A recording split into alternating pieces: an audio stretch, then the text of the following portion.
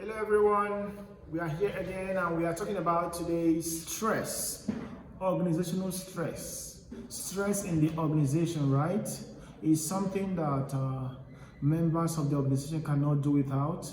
Yes, we always exert our time and effort and energy is depleting and everything.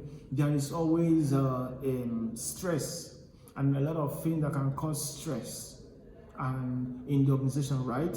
So we are going to be looking at all of those things. We're going to be understanding some of the physical symptoms, behavioral symptoms. So when you see it in your organization, you will know, and things that could cause stress in the organization, both the one organizational related or person related. We're going to be looking at all those things and how to solve those problems and prevent those stress in the organization. So to start with, what is stress?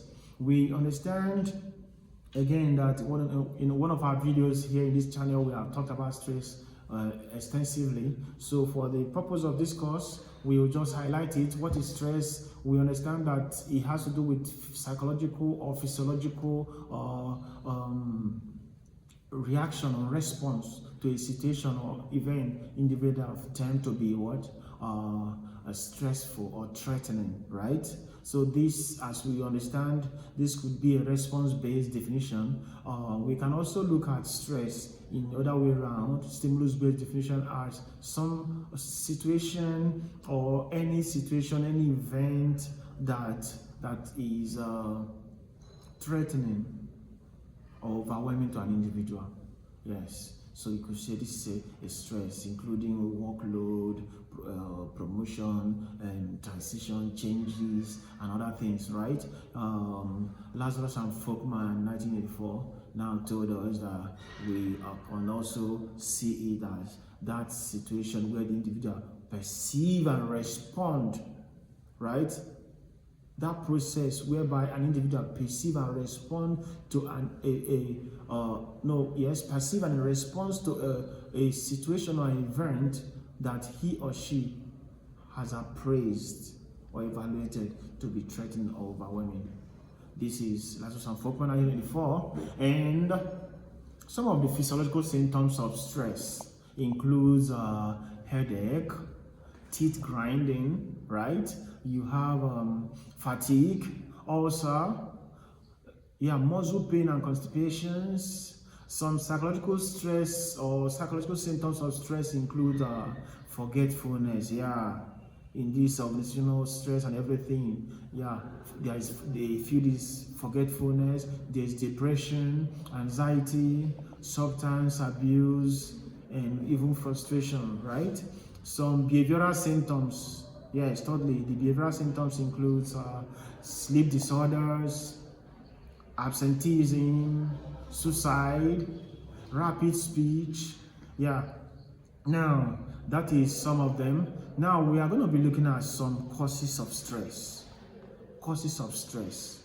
Yes, some reasons for this stress that expose or predispose people to stress. This industrial stress or organizational stress or stress in the organization, or anyways, we understand what we're doing, right? So some of the causes include, we have environmental conditions, environmental factors. Yes, environmental factors, the work-home transition. Like environmental factors include both the micro and macro level of that environment, right? We know, including, we have another factor like economic uncertainty, right? Political uncertainty, the power also in the organization and everything. Economic uncertainty, as we've said before, includes of the financial inclinations or even policies and everything. Political uncertainties, like I said, the leadership changes. Yes, technological uncertainties. Yes, this can also result to stress in the organization. Technological uncertainty, when you're not sure of the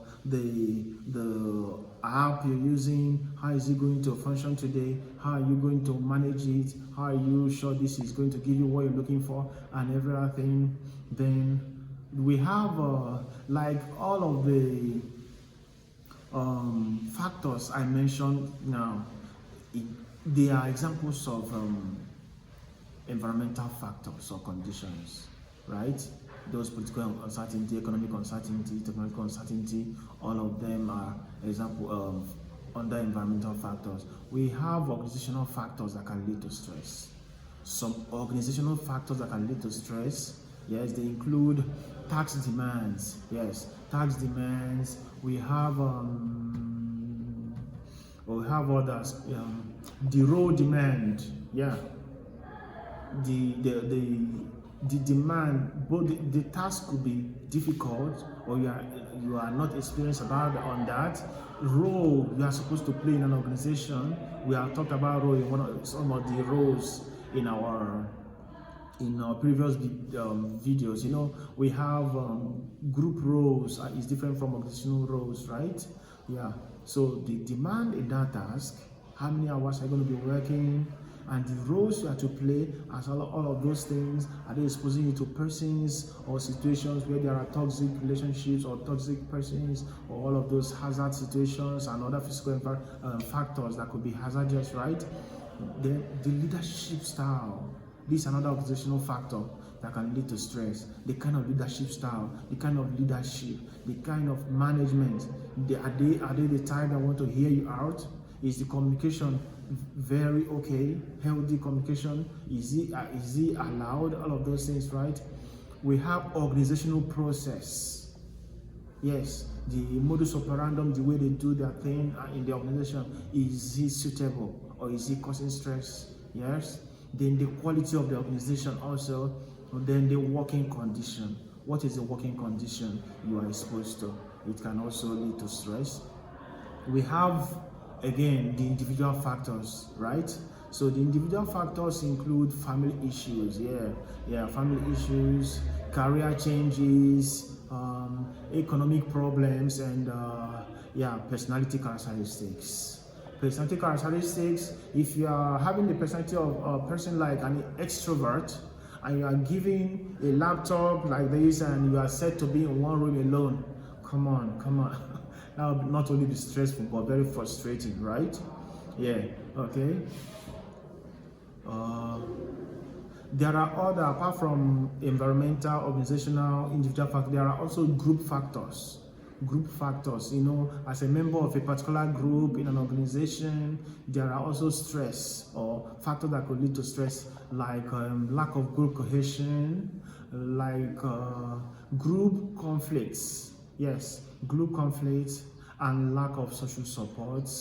Yeah, yes. So now, having said this, we are going to, as a matter of expediency, a very important review how to cope with this stress. Organizational stress, how do we cope with it? We are talking about maybe there are individual level, and as managers or leaders of organizations, or as a human resource manager, or as a personnel, like I said, or as ergonomics, or an industrial IO psychologist, you need to understand that there are stress that people are predisposed via organizational factors and environmental factors, or even at their personal level, right? So how do we cope with it? There is a need. In this individual level, we look at coping styles, ways such as time management, right? Yeah, time management, relaxation, adequate sleep. These are healthy behaviors like adequate sleep, adequate exercise, good relaxation. There, we've said that dietary, adequate dietary. Yes, take the right food actually. Physical exercise, very important. That work home transition. Work home transition, at this situation, you will want to start your day in the office with the heavier tasks, or more demanding tasks, and you want to end with less demanding tasks. So when you're going home, you'll be more refreshed and everything, right?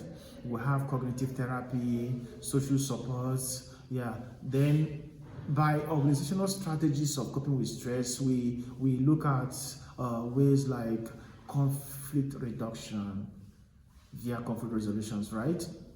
we have job redesign. If the job is causing stress or exposing them, your employees to stress, you may have to redesign that job, right? Counseling sections, engage them one after the other, and you know their personal level of stress and how they also the organization might have been causing stress to the persons, right? Yeah. Career planning and communication is very important. Yeah. So this is where we'll end at.